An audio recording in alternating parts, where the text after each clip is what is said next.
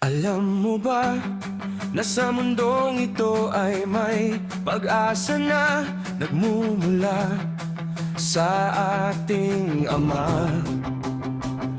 Pag-ibig niya'y sapat sa'yo at di nagkukulang. Ang kabutihan niya'y hindi mawawala. Ang Diyos ay hindi nagbabago, tapat sa kanyang mga pangako.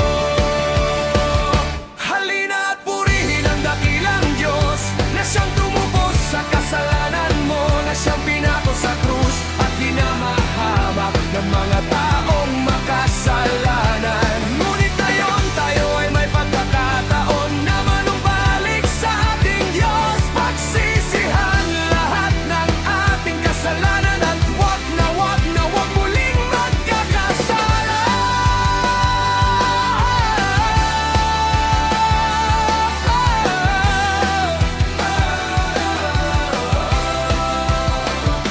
Alam mo ba na sa mundong ito'y walang kabuluhan, masasamang gawa sa sanlibutan. Kaya huwag mo nang sayangin ang pagkakataon na makapaglingkod sa ating Diyos. Ang Diyos ay hindi nagbabago, tapat sa kanyang mga pangako. Halina at purihin ang dakilang Diyos na siyang tumubos sa kasalanan mo, na siyang pinako sa krus at hinamahamak ng mga taong makasalanan. Ngunit ngayon tayo ay may pagkakataon na manumbalik sa ating Diyos, pagsisihan lahat ng ating kasalanan at wag muling magkakasala.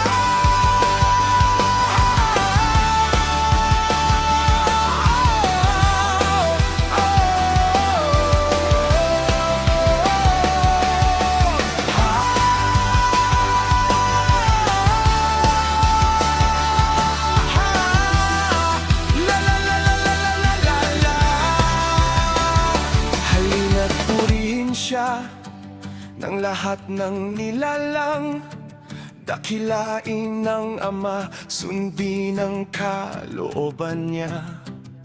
Walang ibang itataas, walang ibang paglilingkuran dito sa aming buhay. Ikaw ay tatanggihan.